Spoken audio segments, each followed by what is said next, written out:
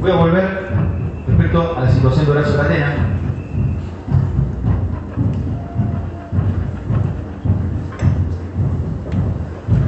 Voy a reiterar lo que dije. Su accionar se resumió pura y exclusivamente a un golpe de patada al escudo por debajo de la rodilla. No puede imputarse bajo ningún concepto lesión alguna producida en la parte superior del rostro de Dutra, en el lado derecho. Y como enseñan tanto Mirpuch y Corcoy Villasolo, para que se pueda imputar un resultado previo debe existir relación de causalidad. Y de acuerdo a cómo se dan los sucesos, Dutra recibe el golpe, la lesión grave, en el rostro, aquí, en el maxilar derecho. Y nunca pudo haber sido la causa de ese golpe el accionar de Catena. Catena, con su acto, con su conducta, con su patada al escudo por debajo de las rodillas, no aumentó el riesgo jurídicamente desaprobado de lesión grave, ni tampoco lo creó, ya que surge de las imágenes que el contacto con Dutra ni siquiera fue en su cuerpo, fue a través del escudo. Enseña Mir, entiendo que son importantes para analizar la situación de Catena, estas enseñanzas, que en los delitos de acción, la teoría de la imputación objetiva exige a. La creación de un riesgo jurídicamente desaprobado, y B. Que se realice ese riesgo en el resultado. Y si nosotros vemos la conducta de Catena, el riesgo generado por su conducta, es el que se tiene que ver reflejado luego en el resultado. Es una lesión, si existe lesión, levísima, porque ni lo toca. Y para que la conducta causante de un resultado típico pueda considerarse realizadora de la parte objetiva del tipo, es necesario que ex ante apareciese como creadora de un riesgo típicamente relevante. Y el golpe de Catena no es típicamente relevante de una lesión grave. Eso no sucede en los casos de ausencia de riesgo suficiente. En los casos de ausencia de un determinado grado de riesgo, el criterio para decidir la existencia de suficiente riesgo ha de ser el mismo utilizado para la teoría de la adecuación. ¿De acuerdo? Esta teoría se concreta diciendo que solo deberán tomarse en consideración aquellas condiciones que, para el espectador objetivo, prudente, retrotraído al momento de la acción, es decir, ex ante, con todos los conocimientos de la situación de que disponía el autor al actuar, además de aquello que hubiera tenido el observador, apareciesen como adecuadas para producir el resultado. No lo serán cuando apareciese como muy improbable que se produjese el resultado y no pudiese contarse con su causación. Lo previsible debe ser el concreto resultado con sus circunstancias esenciales. Punto de vista de una persona prudente en el momento de la acción ex ante, con los conocimientos que habría tenido si hubiera vivido lo que vivió el autor. Es necesario que el resultado causado pueda verse como realización del riesgo precisamente inherente a la conducta. Además de la causalidad, es necesaria, pues, una relación de riesgo entre la conducta y el resultado. Mirpuch, Derecho Penal, parte general. Vamos a pasar ahora a las supuestas lesiones a Brazanovich.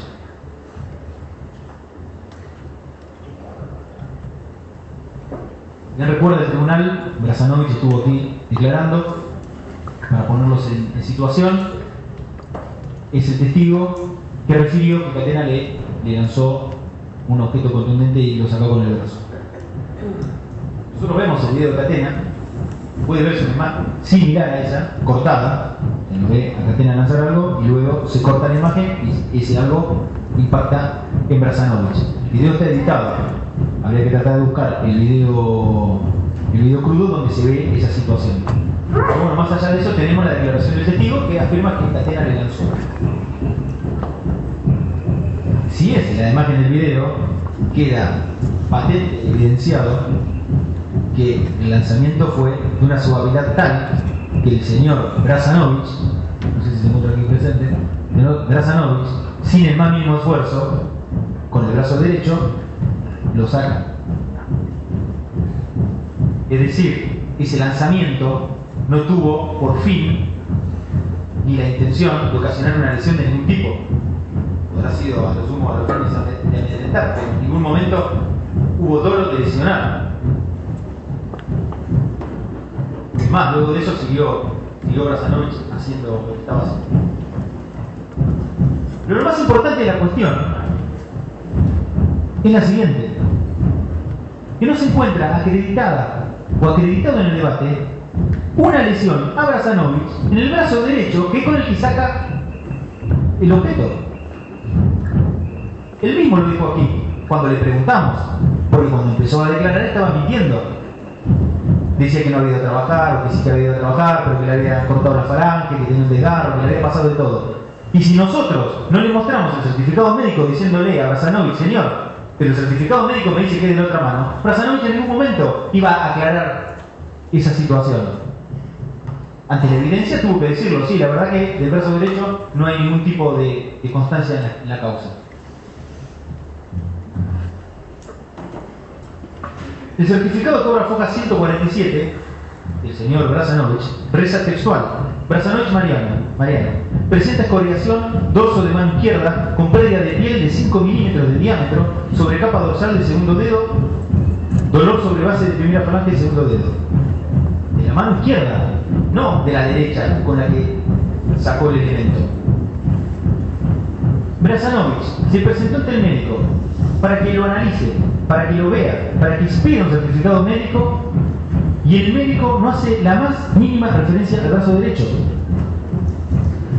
Yo no hago una conclusión por descarte como hace el fiscal, diciendo, bueno, tuvo muchos golpes, que le pudo haber pasado al médico que sea la escoriación más mínima de... No, señor fiscal, eso tiene que estar probado acá. ¿Cómo vamos a venir acá a acusar por lesiones por una presunción suya de que se equivocó el médico que hizo el certificado? Eso no es admisible. Ni acá, ni en ningún tribunal, en ningún juicio. Acá se tiene que buscar la verdad, no lo que pensamos que pudo haber pasado. Y la forma de acreditar una lesión es con un certificado médico, con una pericia y con todos los elementos necesarios para poder acreditarla. No con lo que pensamos nosotros que podría haber sido si el médico no lo vio o recibió muchos golpes, entonces no. Y el médico está describiendo una lesión, una escoriación de 5 milímetros. Mínima, ínfima. O sea, si vio eso podría haber visto cualquier otra cosa. Y no están acreditadas.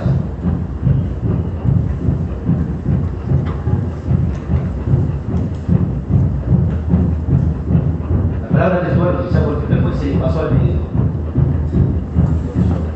Entonces, señores miembros del tribunal, este intento de condenar a Catena, entre otras cosas, por una lesión al señor Brazanovich, no puede tener acogida, porque la lesión no está aprobada. Vamos a pasar ahora a otra situación por la cual se lo acusa a Horacio Catena, que es el supuesto atentado al oficial Marín Levin.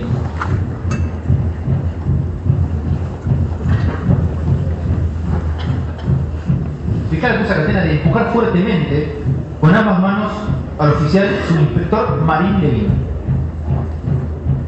Esta acusación está sustentada básicamente en un video en el cual se ve de espalda a una persona que sería Catena, en principio. No se ve si empuja a alguien, si lo corre o qué hace, porque está de espalda y en el tumulto no puede apreciarse. Y está sustentada también en las declaraciones de Marín Levin y de Paredes Mayorga. Dos testimonios absolutamente sospechosos, por lo que voy a decir ahora.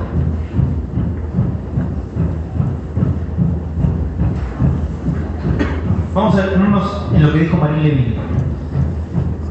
Ella dijo, textual, que se encontraba al lado de una mesa donde se recibe a la gente previo a la entrada del despacho de la gobernadora, estaba posicionada en ese lugar, cuando luego se aproxima al señor Catena y le dice que se tranquilice.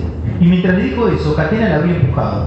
Refirió que a Catena no le dio ninguna orden. Tampoco tenía orden de tranquilizar a Catena. Ella le pidió a Catena que se tranquilizara como lo haría cualquier ser humano, y eso lo hizo en su carácter de ser humano, no como oficial.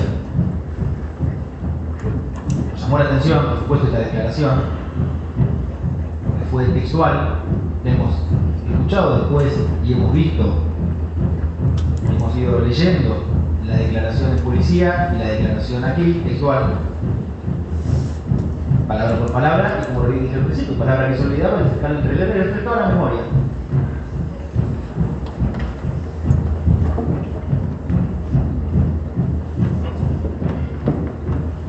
Ahora bien, veamos qué dijo la señora Paredes Mayorga, otra testigo que estaba ahí. Dijo, Estaba ubicada en el lado de enfrente de la puerta de ingreso a la privada. Marín estaba a su costado. 2 o 3 personas de ella estaban armando un cordón y vio cuando Catena se le acercó y la empujó. Marín estaba quieta, haciendo el cordón junto con todos. Catena se acerca al cordón y la empuja. Marín no le estaba diciendo nada a Catena y no había interacción entre los dos. Hay evidentemente una contradicción, 2 contradicciones importantes en el sentido de que hay que saber cómo fue bien la circunstancia de lo que sucedió, porque en el video no se ve bien. Marín dijo que se acercó a Catena y Paredes dijo que Marín estaba formando un cordón y que Catena se acercó. Marín dijo que le pidió a Catena que se tranquilizara y Paredes afirma que Marín no le dijo nada y que no había interacción entre ellos. ¿A quién hay que creerle? Bueno, estuve pensando para hacerle la verdad, ¿a quién le creo? ¿A Marín o a Paredes? ¿Habló? No habló. ¿Digo que se tranquilizara?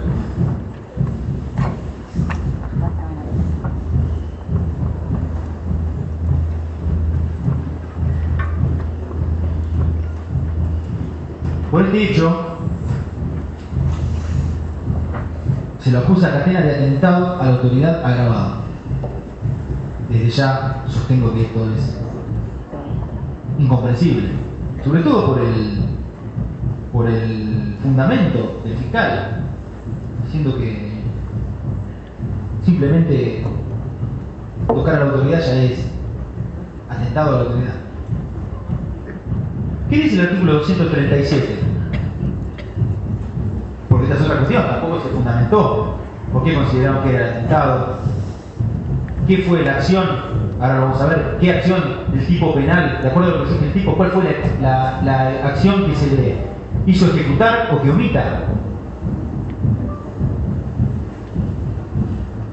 El artículo 237 requiere desde el aspecto subjetivo que la intimidación o fuerza ha de haberse empleado para que el empleado público o la persona que le presta asistencia ejecute u omita un acto propio de sus funciones. Yo le pregunto al fiscal, porque yo tendría que venir acá ya con esto, con la respuesta a esta pregunta que voy a hacer clara. ¿Cuál era el acto propio de las funciones de Marín Levin que Catena quiso que la señora ejecute u omita? Porque si no me dicen eso, yo no puedo prácticamente continuar con la defensa. Porque es un requisito del tipo.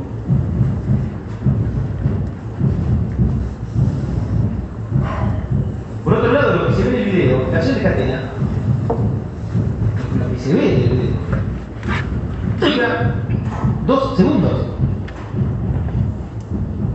No sabemos qué función se le exigió que ejecute u omita. Pero además, más allá de eso, con 2 segundos, ¿qué pudo haber exigido que omita? Nos está afectando el bien jurídico con el simple empujón.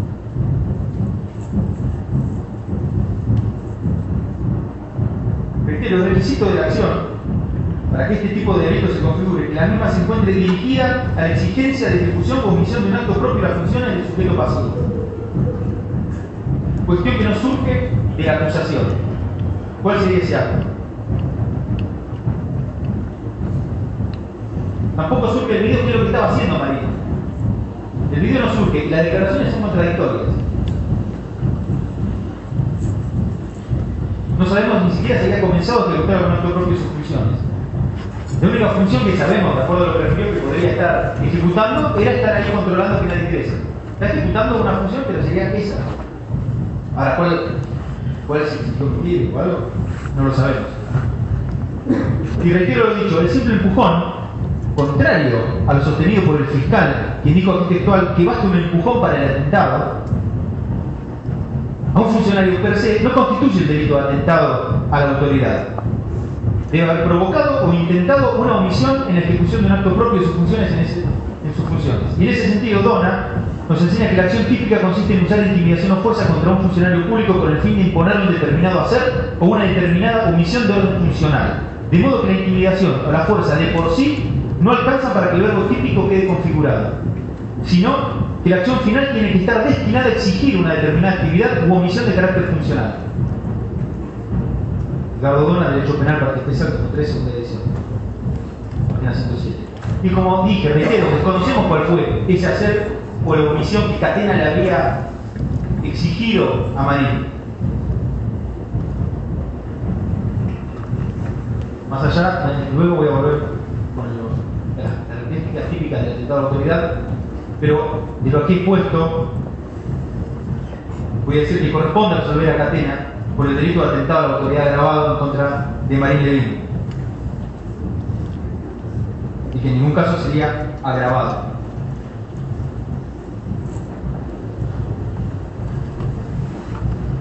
Voy a explicar por qué no es agravado al tribunal. En primer lugar, porque la doctrina que dice que el simple empujón a un policía podría llegar a agravar de algún modo un atentado es minoritaria. La doctrina mayoritaria de los grandes tratadistas del derecho penal argentino, todos, incluyendo a Fontán Balestra, Soler, Núñez, Dona, Creus, todos sostienen que agravar por un simple empujón la figura de un atentado es romper con el principio de Nevis in idem, porque el contacto con el oficial ya está incluido en el término fuerza, que es requisito del tipo.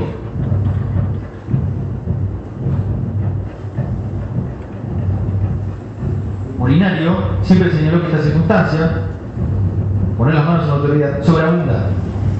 Es inaplicable porque la expresión es metafórica, donde poner manos es actuar con fuerza sobre el cuerpo, y como una de las acciones de la figura simple es emplear fuerza contra el funcionario, prácticamente toda fuerza física contra él implicará poner manos, aunque no sea llevado a cabo con esa extremidad. En definitiva, la mala redacción del código obliga a no imponer la pena agravada por el Nevis in idem. Fontán Balestra sostiene que es incomprensible el agravante. Si se emplea fuerza conforme lo establecido por la figura básica, es posible, y generalmente será así, que el autor del delito ponga manos sobre la autoridad. De este modo nos encontramos con que el elemento de la figura básica es también el elemento constitutivo de la figura calificada, por agravación, donde resultaría que cuando la fuerza se ejercía sobre el funcionario, el hecho sería siempre atentado calificado. Dona, D'Alessio están en ese sentido.